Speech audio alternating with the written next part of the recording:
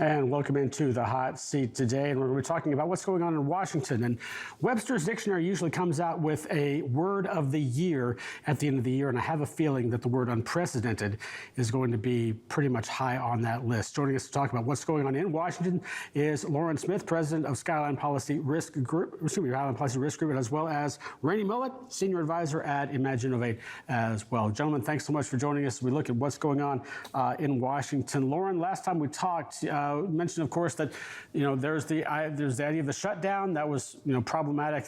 That we thought we might get some sort of a stopgap solution. We got one, but there are other deadlines here in the not too distant future that have to be adhered to right now. In terms of what you're seeing, what's the biggest concern right now that you have with the freight industry in terms of appropriations bills and money that needs to get out within the industry?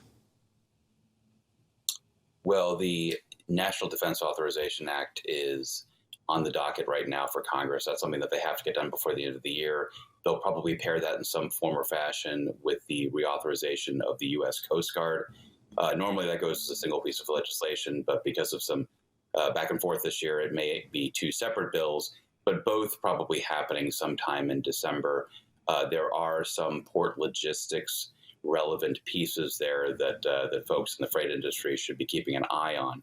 After that, we're looking at the twin deadlines that Congress approved for January 19th for several of the spending bills for several of the agencies, mostly on the domestic spending side.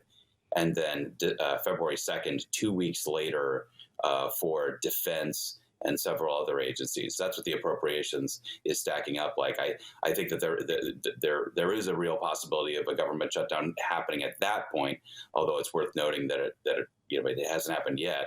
And then the last item is April is when that 1% cut across the board would bite that comes from the debt ceiling agreement over the summer.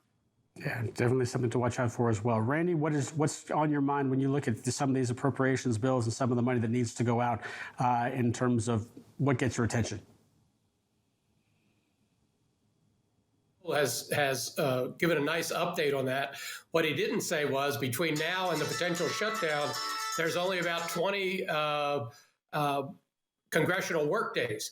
So they got an awful lot to do, not just between now and the end of the year, but now and the end of January when we have these other shutdown potentials. I think that as the National Defense Authorization Act, or the defense bill, is being worked on, and the ports bill and Coast Guard's being worked on together, I think there's going to be a lot of clouding that with Ukraine funding and funding for Israel. And I think that's going to be what consumes Congress for the next few weeks. Yeah, that's kind of where I was going with that, in terms of not only just what's going on there, but just the fact that there are so many different areas that are getting lots and lots of headlines right now.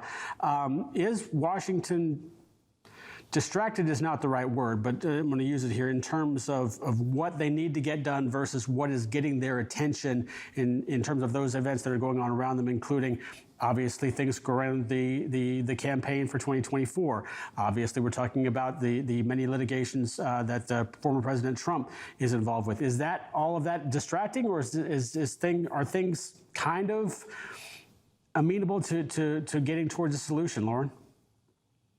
Sure. Well, irritably, you'll get these congressmen to say, well, we can walk and chew gum at the same time, and we need to do that. Of course, it's massively distracting, almost as bad as Randy's do not disturb function on his phone. And so, I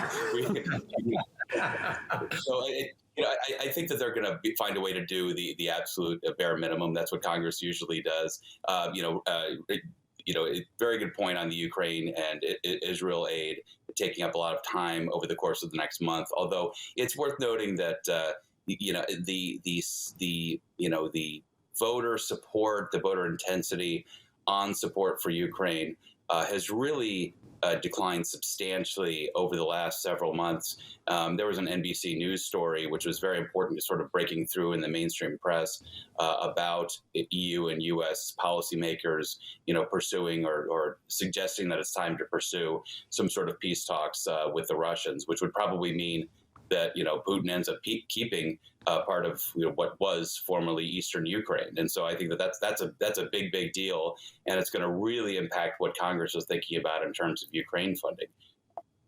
Randy, same question to you. Again, talking about walking and chewing gum at the same time. It was almost walking and starting a fight in a Senate hearing earlier last week as well, when you had, of course, the senator from Oklahoma almost getting into it with the labor chief there as well. What do you think are the activities outside almost too much to look away from?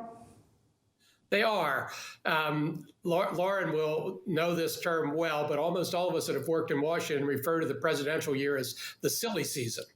And the silly season has kind of started early this year, mostly because of the Trump drama around all the trials and tribulations and the Hunter Biden trials and what's going on with all that. The problem is all these guys are running for office, and our press, when they press them, don't ask them immediately about government shutdown, NDAA, the sorts of things that are really going to matter to us. They ask them about Donald Trump or Hunter Biden, and do they agree or disagree? Do they want their endorsements? So as a result, every one of these guys are forced to be running for office at the same time they're trying to do their jobs. And while they all say they can walk and chew gum at the same time, my experience has been that they can't. And that they have short attention spans, and they move from one major issue to the other, and they aren't doing anything concurrently. They're doing them sequentially. Yeah, so definitely self-preservation is certainly among high priorities at this point in time as well. I'm hearing, if you've tuned in to any cable news at all over the course of the last, I would say, 6 weeks or so, it seems like there's a lot more rhetoric and a lot more, shall we say, physicality. Obviously, that came to fruition in that Senate hearing not too long ago. But Loren, what are you getting in terms of the vibe in Washington right now? Because it seems certainly more hostile, very much more hostile than it was, say, cooperative at all. Well, little things like this do tend to dominate the headlines, but they happen every few years. I mean, the rhetoric certainly has amped up over the last few years, and I think the way that people feel about each other. And it's funny because this is actually a little bit of a freight relevant angle, because it was the president of the Teamsters, Sean O'Brien, that got into it with Senator Markwayne Mullin at that hearing that we're talking about. And it was Senator Bernie Sanders, who was the voice of reason, getting everybody to calm down. So I think that was probably a one-off. Randy makes a good point. It is distracting when you get into the silly season and people are seeking re-election. But you have to go back to Winston Churchill's famous comment that democracy is the democracy is the worst form of government except for all the others. And it really does show you well, it's better than all the others, but there are still these challenges. Definitely. Randy, what do you think is go ahead. To add on to the Churchill quotes, he also said, America always done the right thing, but after they've tried everything else first. Good point there as well. So what are you hearing as the vibe in Washington in terms of how conflictive it is versus how cooperative it is? I think it's surprising. Sorry, Randy, go ahead. It is always what we see on the outside is the thing that sells clicks. And it's the drama and the conflict and the belief that both parties are co-opted by the most extreme members. And that's the public persona. But behind the scenes, there's a lot of reasonable people doing a lot of hard work, trying to get movement on bills that are important to the American people and trying to cobble together something that'll pass. So I think that what's happening behind the scenes, what staffers are normally working on, what Congress is trying to accomplish is often different than what we read about in the press. So let's take that to a full end in terms of the freight industry is concerned. Is there any particular part of the industry, in other words, just freight of itself or perhaps infrastructure, that needs to be worried about these distractions, and hopefully that people are concentrating on the right things in order to get things done with regard to transportation, with regard again to infrastructure, Loren? Well, I think the good thing is that the freight industry is relatively insulated. When we think about the possibility of the 1% cut in April, if that actually happens, that infrastructure will be largely insulated from that, or more insulated, I should say, than most other federal agencies, because of the way that the Highway Trust Fund is funded through the gas tax. And so I don't think there would be an impact on infrastructure. So in that sense, to the extent that infrastructure specifically is an area that folks should be concerned about, there's a little bit less risk than compared to sectors that are more reliant on other federal programs that could be affected. Randy, what do you see in terms of, is there any particular aspect of the freight industry that needs to be just a little bit more aware of what's going on in Washington as we go into 2024? Yeah, I think there's a couple things. What happens when they get into this drama of a must-pass, great big bill?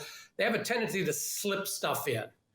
And there's a couple of things out there right now that might get slipped in that would really be impactful on freight operations.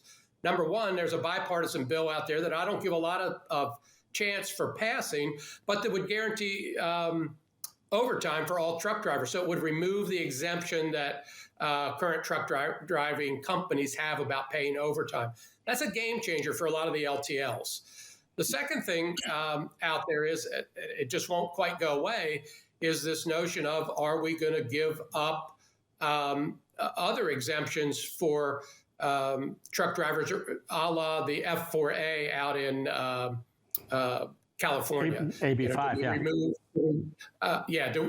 Do we remove the owner operator, or the independent contractor, I should say, qualifications for trucking?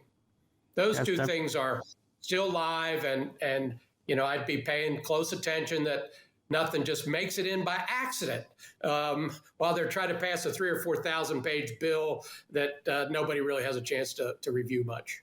Yeah, that's certainly a tough spot. But then again, there is never a boring day in Washington, and certainly now as well. Loren and Randy, thanks so much for joining us. Thanks, Bill. Thanks, Bill. Loren. All right, let's continue on here on Freightwaves now. Let's put somebody on the hot seat and see what they've got to say to 10 questions coming at them right now.